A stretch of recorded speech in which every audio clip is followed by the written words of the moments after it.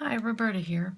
I have a journal to share with you today that is very different from anything I've ever made before in that it is extremely chunky and not very embellished. So I'm making this, or I have made this for a friend of mine who saw something that I made like it and wanted one of her own, but had some specific requirements, like she wanted it to have 365 pages in it so it would last for an entire year, and she wanted some watercolor and sketch paper scattered throughout, and wasn't into all the frill, didn't want the pockets and the tuck spots and the tags and the journal cards, which is kind of unusual for me. But here goes. So as you can see, very chunky. It is 6 signatures. Well over 365 pages with the watercolor paper and sketch paper, and I used Johanna Clough's binding method that I think she calls, not invisible binding, oh gosh, something else. I will have to find out, and I'll link it below. So the cover is a kind of a faux leather cover that I made using craft cardstock and the technique where you use the Tim Holtz ink re-inkers along with glycerin, and I used a similar to Mod Podge but more like a varnish. And then the spine is actually Craft Tex, which I used the same colors on but did not distress or wrinkle up the way I did with this. And the binding is just a tie binding, and I'll explain the binding situation when I get through with the journal flip through. And she has an interest in sunflowers and dragonflies and hummingbirds, and so she wanted the cover to be kind of a collage of those things, and then wanted some things scattered throughout the journal that represented those things. So I did find an old die cuts with a view paper pack that I had that actually had a hummingbird in it. Like, who knew I even had that? And then the beginning of each signature starts with some type of a image of one of those 3 things. So this one has dragonflies, and I believe this is Artie Mae's. I think all of the images in here that are not scrapbook paper came from either Artie Mae's or Mrs. Coggs. All of the hummingbird images are Mrs. Coggs. The dragonflies, I believe, are Artie Mae's, but some of them might also be G. Kerr. All right, so where I had a stencil with a dragonfly, I did a little bit of that. She did want her pages lined. I wasn't sure if she was up for the total crinkleness of the coffee dyed pages, so I coffee dyed them, but then I ironed them a bit as well. So you see this is a watercolor page, more coffee dyed, just done in a pan that leaves some lines. A Tim Holtz clock stamp there, just for something a little bit different. And I tried to hold myself back from doing more. A little bit of a, I think that's an old Stampin' Up stamp. Like I said, she was not interested in the lace or the tuck spots or the tabs or any of that. I did find an old dictionary, and I used 3 of the dictionary pages throughout, and I used the pages that had dragonfly on them, and there's another one that has sunflower and another one that has hummingbird. All right, so there's really not a lot to look at there. That she hasn't seen. She hasn't seen the whole thing yet, so she doesn't know yet what it looks like all put together. That is a hummingbird card, and I believe that that is Mrs. Coggs. And then she did have an interest in just having a little color spattered throughout, so I just put some colored paper in, not much. Again, a little stenciling there. And pretty much that's how it goes for every signature. I use similar stencils throughout. Didn't necessarily keep the hummingbird stencils or stamps on in the signature that had the hummingbird cover. Didn't get quite that carried away. So then we move on to the second signature, and the second signature has a page that you can actually write on at the beginning, but also has the dragonflies. And then, no, I lied. That was the back of the first signature. This is the second signature, which starts with a hummingbird. And this was a printable that I have had for the longest time, and while I tend to think it's Tsunami Rose, I can't swear to it. And then more of the same. just the lined pages with some of the watercolor pages dispersed throughout. A little bit of stenciling. I know I'm not totally in camera view, but I also like for you to get a closer look at some things. This is a Stampin' Up! Stamp. Another bright color, pop of color there, and more of the same. And then another watercolor, and that is a Stampin' Up! Retired Stampin' Up! Stamp. Here you see Hummingbird on this page. And it just sort of continues the same way. Again, I really had to stop myself from overdoing. There's the other side of the dictionary page, some more watercolor paper. Little, this is a, well, I can't remember. It's an old stamp set that I picked up at Joann's years ago. And some more color. This coloration happened because I tried stacking some of the sheets because this was a lot of coffee dyeing and I wanted it to happen before my 80th birthday. And I actually like it, so I hope she does too. A little bit of stenciling there. And a key stamp. And this one just came out darker for whatever reason, but I like it. I like the variation. I don't like them to all look alike. All right, so again, kind of more of the same. Now we come to the third signature, which starts out with the sunflower on it.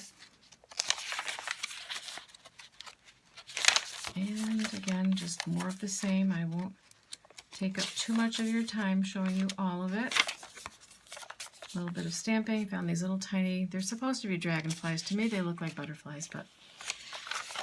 All right, and then this was the page in the dictionary that had sunflower on it.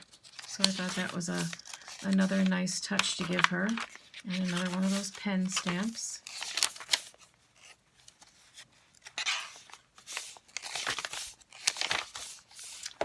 This was a dragonfly printable, and this might have been one that I already had. I can't swear to where that one came from. I think there might even be some Ephemera's Vintage Garden thrown in here.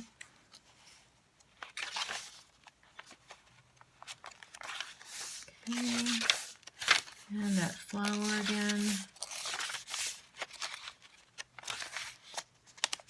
So each signature has about 16 sheets of writing paper on it, which came out depending. Some of them have 15, some have 16. I didn't bring my little notes up here, but times 4, you get the picture. So this is the fourth signature, and this one also has a dragonfly with some roses, and also lined on the back so that you can write on it as well. So my friend does believe that she will either journal or draw or watercolor in her journal every day for 365 days. This is a Stampin' Up! Stamp that has a matching punch. It's retired for several years now, but I do have that, so I use that as well. It's very pretty. I think it's called Dragonfly Dreams. That sounds right. And they have a new Dragonfly stamp that just came out. And a little bit more stenciling and another pop of color. I didn't overdo the color, as you can see. If anything, I probably underdid it, but I was just concerned that she might not like too much stuff. So we'll see what happens, right? Like I said, I have never made one this chunky before. I was thinking of sewing it and doing the hidden spine binding, but then I'll explain to you. All right, so this is the beginning. Nope, that's the end of that signature. This is the beginning of the fifth signature. So hummingbirds again. And I'll explain to you what the conclusion that we finally came to when I realized, as I'm sure you are now, that this was going to be a little difficult to write in and sketch in as it is. So that was why I made a change of plans and did something different. And I think it worked out quite well. Time will tell. If anything's not right, I can fix it for her. All right, another little key stamp there. I think I used the same 5 or 6 stamps over and over again for the most part, just to keep it simple. A little bit of stenciling.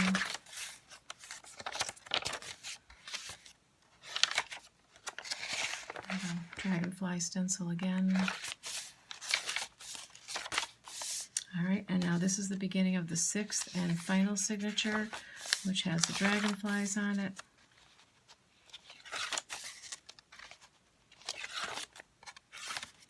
I struggled with what kind of closure to do and finally just decided on this tie closure.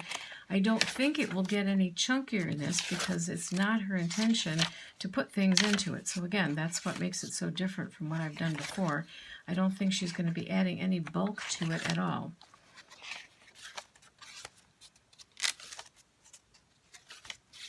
So what I did do, and I wasn't sure about that either, but I finally decided I think that I had to, was I did sew each individual signature using a 3-hole pamphlet stitch.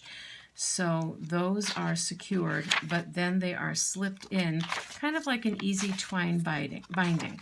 But this is the, here's a little cutout. This was from a seed packet thing, and I think that was a Tsunami Rose. It was not the easy twine binding that you typically see. It was a Johanna Clough thing.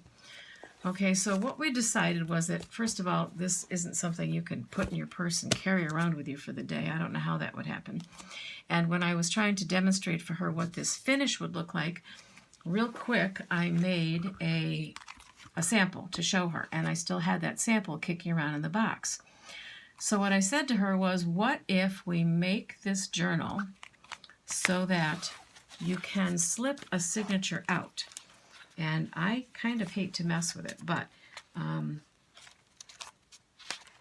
in the center, kind of like a Midori, you know, a traveler's notebook, in the center of each one, it's held in with these strings. And Johanna's method uses grommets.